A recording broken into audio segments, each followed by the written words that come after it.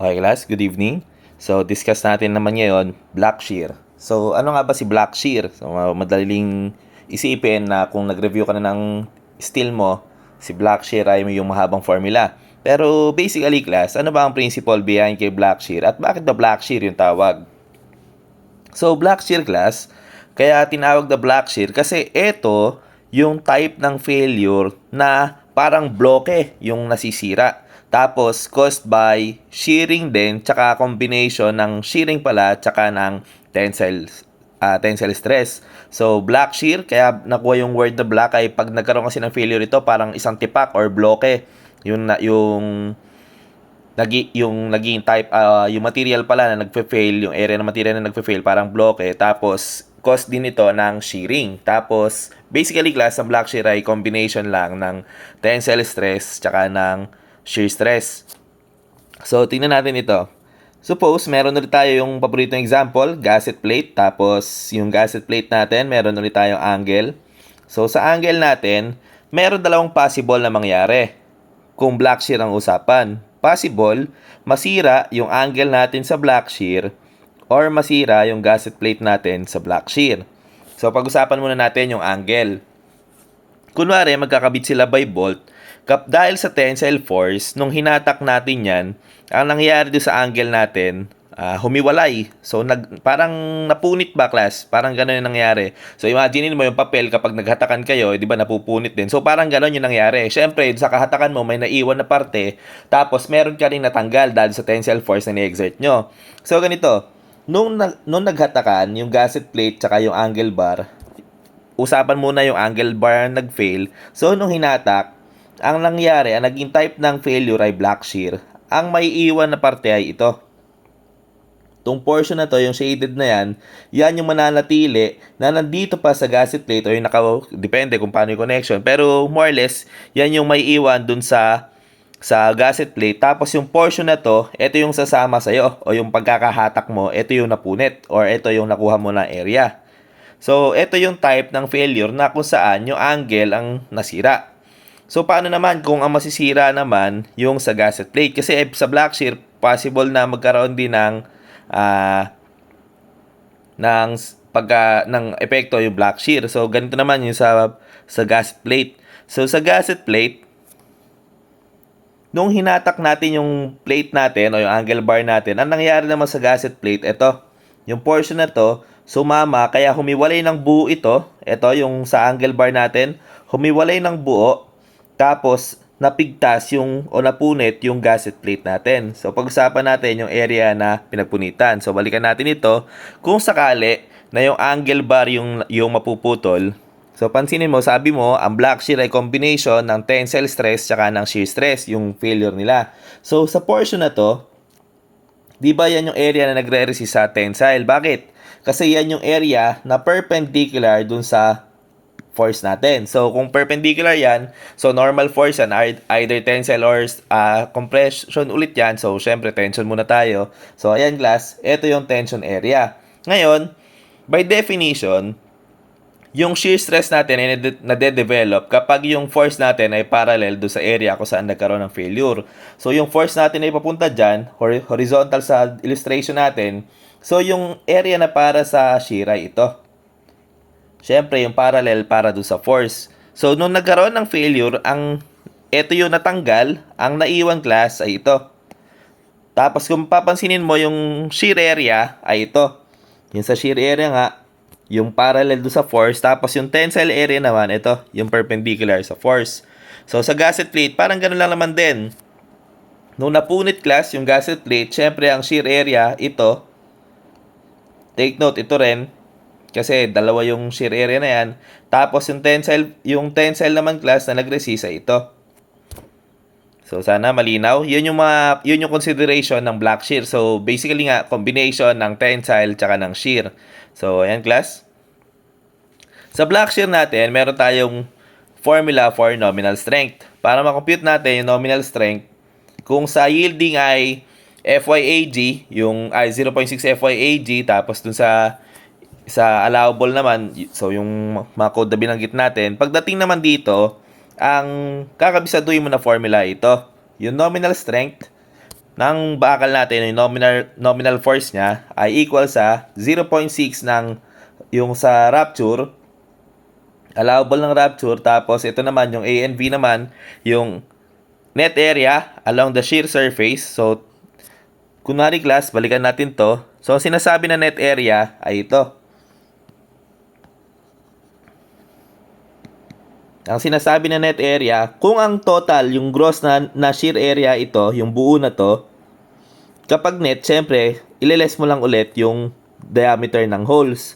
So, yun lang yun. Tapos, pansinin mo rito, sa portion na to, sa last na hole natin, kalahati na lang yung nagamit. So, kalahati na lang yung gagamitin. So, dito, bali, 2.5 ng diameter ng holes. So, bakit ba sa kalahati? Bakit ba lagi sa kalahati na puputol? Syempre, class, yun na mag-critical kasi sa isang circle, yung gitna, ang may pinakamalaking distance ng kabilaan. So, yung diameter yun, di ba, yung gitna ng circle. So, diameter. Kaya sa kalahati, nagkakaroon ng failure. Hindi dito kasi mas malaki itong portion na to kaysa dito sa portion na to. Kaya, pansinin mo, lagi nakagitna lang.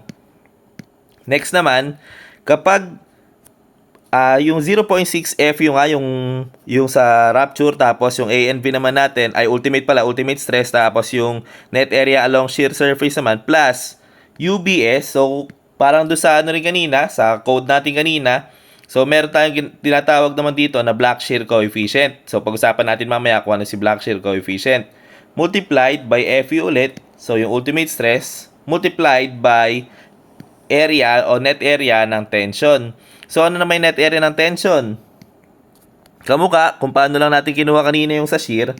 So, kung ito, yung gross nung tension, kung ito yung gross, babawasan lang natin dito nung kalahati nung diameter ng hole. Ulitin ko class, ito ay depende syempre sa given kung paano, pero sa case lang natin na to, magiging, kung ang distance na to ay D, magiging D minus diameter ng hole over 2. So, yun yung sinasabi, multiplied by syempre ng thickness yung thickness ng plate natin.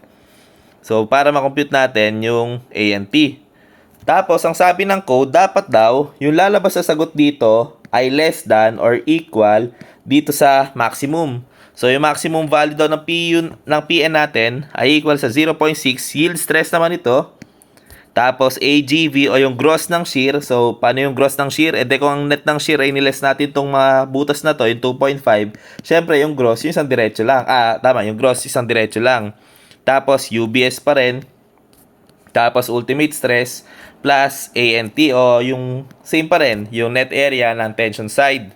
So, na-discuss natin si A and B. Si A and B nga ay net area along the shear surface. ANT naman yung sa tension. AGV, syempre, yung gross yun. So, paano naman si UBS? Si black shear coefficient. Si black shear coefficient, unlike dun sa nauna kanina, para dun sa U natin dun sa fracture. So, dito class, yung UBS natin ay dalawa lang. Either 1.0 or 0.5. Pero para malaman natin kung ano yung gagamitin, kapag 1.0, dapat yung tension stress na na-experience ng material natin ay uniform. So, ito yung mga material na meron tayong angle, si gasket plate, tapos si yung cope beams daw. So, ano ba yung cope beams?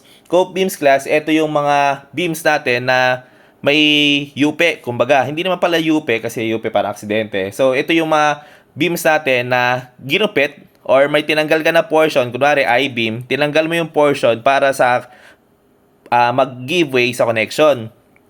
So, kunwari class, imagine, ito yung dulo ng I-beam natin na yung mag-aakas beam din, horizontal member, kunwari. Tapos, ikakabit natin to sa column. So, possible, para maikabit natin na maganda sa flange ng column, ang possible, punit. Diba? Siyempre, I-beam talaga ito. So, originally, nakaganito yan. So, pinutol yan. Sinadyang putulin ito para maging maganda yung connection niya dun sa column. Kasi possible siguro yung column natin ay ganito yung itsura. So sinadya na putulin siya para maging maganda yung connection. So yung tawag lang dito, yan yung cope beam na sinasabi. Tapos, so bakit ba nasabi na uniform stress siya? Di ba class, pagdating sa shear and moment diagram under UDL, sa supports, doon naka-maximum yung shear natin. So, ulitin ko, nasa support tayo na area ngayon. Ito, sa support area, kadalasang ginagawa yung cope beam na sinasabi na yan. So, dito, Kung nandito sa point na to, tapos single lang naman yung bolt natin, makikita mo na since isa lang na bolt yung nag-hold, tapos di ba sa portion na to, ang direction ng shear natin ay pataas. So pataas. So tignan mo, yung area na to, yung may mga line na yan, di ba parallel dun sa force natin? So parallel sa force natin, ibig sabihin, yung area na to ay area para sa shear. So, ito yung force natin upward. So, nasan yung tensile na ano? So, yung tensile natin ay nandito. So, ang possible na mapunit na area ay ito. So, malinaw? Ngayon, since nandyan yung shear natin, tapos sabi mo, isang point lang naman, sa isang point lang naman nag-a-act yung stress natin. So, dito lang sa hilera na to. So, ibig sabihin, uniform distribution ng stress natin. So, ibig sabihin, masasatisfy natin ito, tension stress is uniform. So, yung UBS nga natin ay equal sa 1. Pero pa yun sa mga material na nakabanggit dito, yung angles, gasket plates. Tapos, ang binanggit lang natin ito, yung cope beams, kung bakit ba siya rin ay equal sa 1. Ngayong class, yung isa pang value ng black shear coefficient natin ay 0.5. So, kailan naman nangyayari si 0.5? So, suppose meron ulit tayo na cope beam. Kaya lang this time, imbis na isang line lang yung ano natin, yung bolt natin, meron tayong dalawang line ng bolt natin. So, di ba sa stress diagram nga natin, dun sa pinakadulo ng support natin, since triangle ito, kapag dumasog ka ng bahagya,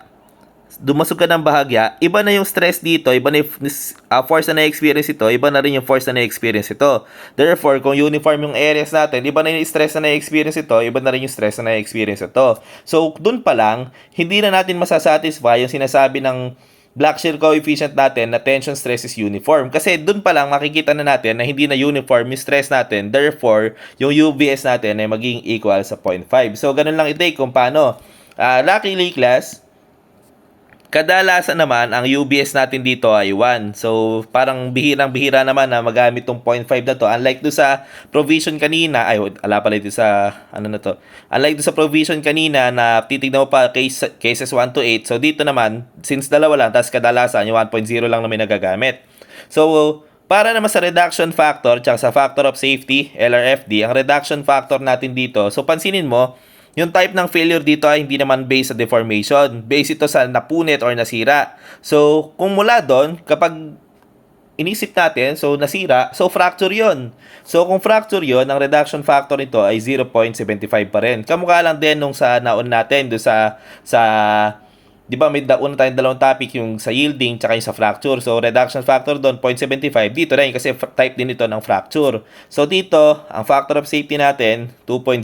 So, wag malito kung bakit ganyan pa rin yung ginagamit. Kasi nga, mahalaga na naiintindihan mo bakit ganito, bakit ganyan, para maiwasan yung paggalito, tapos malesen din yung pagkakabisa. So, since naiintindihan mo ngayon, fracture pala ito, so alam mo kung fracture, 0.75, 2.0. So, hindi naman nadagdagan talaga yung kinakabisa mo. Inintindi mo lang. So, ngayong class, para mas maano natin yung black shear, bigay tayo ng isang sample problem. Compute the black shear strength of the tension member shown in the figure. The holes are 20 mm diameter bolts and A36 steel is used. So, medyo inimbento ko lang ulit ito. Isa-isayin na natin class. Kinuha ko lang yung figure sa book pero yung problem, inedit ko na. So, Fy nito, 248 megapascal. Tapos yung Fu na to, 400 megapascal. Sabi, ang size daw ng angle natin ay 127. Pero, yung distance daw, nung distance agad, nung center distance nung hole natin ay 51 mm. So, kung 127 yan, 127 minus 51, so yung natira pa natin dito ay 76 mm. Kasi 127 daw yung leg natin. Tapos, 12 mm in thickness. Tapos, ang sabi dito, yung diameter ng bolts daw natin ay equal sa 20 mm, so less than 24 ito. Therefore, yung diameter ng holes natin ay equal sa 22 mm. So, hindi plus 3, plus 2 lang kasi less than 24. So, gawin natin class. Isa-isayin natin si A and B. Si A and B, ang sabi mo dito ay net area along the shear surface. So, kung tension members ito yung force niya. Tapos, pag nagkaroon ng fracture,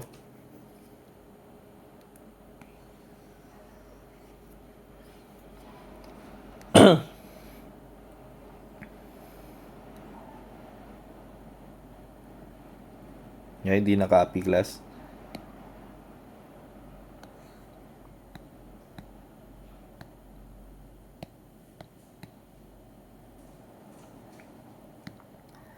So dito, pag hinatak ito, ang possible na matira ay ito.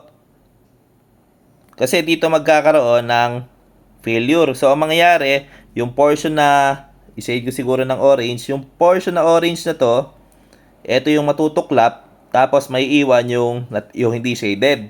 So kapag nangyari yan, since nandito yung force natin, so ang sabi natin kapag shear, parallel do sa force. So ito yung tinatawag natin na shear area. So yung shear area na yan, A and V ang hinahanap natin. So net ng shear. So kailangan kung net ito, ileless natin yung mga diameter ng bolts natin. So diameter ng bolts, diameter ng holes. Kaya lang, tandaan na ito ay center to distance lang. Kasi yung in-explain ko nga kanina. So magiging yung AG nating class, so tingin ka rito, magiging 40 plus 75 plus 75, tapos ileless natin minus 2.5 ng diameter ng holes natin na 22. So malinaw? Mula dito hanggang dito, 40. Mula dyan naman hanggang dito, 75. Mula dito hanggang dito, 75. So yun yung gross na length ng shear area natin. Kaya lang sabi natin kailangan natin na yung net. So ililess natin yung dalawang butas. So yung butas na to, yung butas na to, tas yung kalahati nito. So 2.5 ng 22 multiplied by thickness ng plate natin. So, yung thickness ng plate natin ay 12 mm. Ito ay equal sa 40 plus 75 plus 75 minus 2.5 ng 22 times 12. So, yung A and V natin ay 1620 millimeters. Next naman, para sa A and T. So, A and T. So, A and T natin class, ito yon yung portion na to. So, yung A and T natin, based sa given natin, ito ay 76. Ito ay equal sa 76 minus yung kalahati lang ng hole natin na 22 over 2. Kasi itong portion na to yon, ito, yung 76 minus ito nga yung kalahati kasi center to center distance tayo. So, 76 minus 22 multiplied by thickness ng plate natin na 12. Ito ay equal sa 76 minus 11 times 12. Ito ay equal sa 780 millimeters. Next naman, para sa formula natin na AGV. So, AGV. So, basically, ito yung dapat na yung gross na area for shear. So, ito yung 40 plus 75. Hindi natin i-less dito yung butas kasi gross ang hanap natin. Plus 75 ulit multiplied by 12. Ito ay equal sa 40 plus 75 plus 75 times 12. So, ito ay equal sa 2,280 square millimeters. So, meron na tayong A and V, A and T, tsaka si AGV. So, ang hindi na lang natin alam, si UBS. So, paano kuhanin si UBS? Si UBS natin, ang sabi ng code, kapag daw yung material natin ay angle, gasket plates, tsaka yung cope beams nga, automatic yung UBS natin ay 1.0. Since yung material natin ay angle bar, so, since yung material natin ay angle bar, automatic yung UBS natin dito ay equal sa 1.0. Ano pa? So, FU meron na, FY, wala na class. So, solve natin sa CPN. CPN natin, yung isa, yung 0.6, FU, ANV, plus UBS, FU, ANT. Ito ay equal sa 0.6 times yung FU natin. So, nasa si FU 400. 400 times ANV natin. So, si ANV natin ay 1620 plus yung UBS natin ay 1 times yung FU natin ay 400 times ANT natin ay 780. Yung PN natin na isa ay 700,800 newtons. So ito, pangalan natin muna ang PN1. So para sa yung maximum niya, so ito yon. Yung PN2 natin ay equal sa 0.6. At tandaan, ito lang yung capacity, yung PN2. So wala naman talagang PN2 dito. Fy AGV plus UBS FU ANT. So ipalit lang natin si 0.6 natin. So 0.6 times yung Fy natin ay 248 times yung AGV natin na 2280 plus UBS natin na 1, tapos yung FU pa rin natin ay 400, tapos yung ANT natin na 780.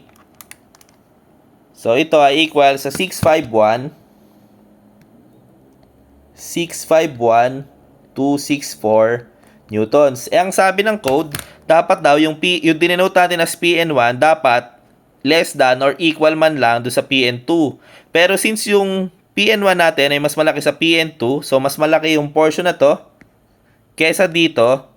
So dapat ang masunod, since ang sabi nga ng code dapat ay mas maliit yon or at least equal man lang, so dapat ang gamitin na natin ito. So ito na yung maximum value natin. Ang gagamitin natin as PN2 ay ito. So para mahanap yung PU, kung LRF dito, yung PU natin ay equal sa reduction factor PN. Ito ay equal sa 0.75 multiplied by 651,264 newtons. Ito ay equal sa 0.75 times 651,264, 488,448 newtons. Kung ASD naman yung gagamitin natin procedure, so PU ay equal sa 651,264 divided by 2 equals 651,264 divided by 2, 325,632 newtons. So ito na class yung ating final answer.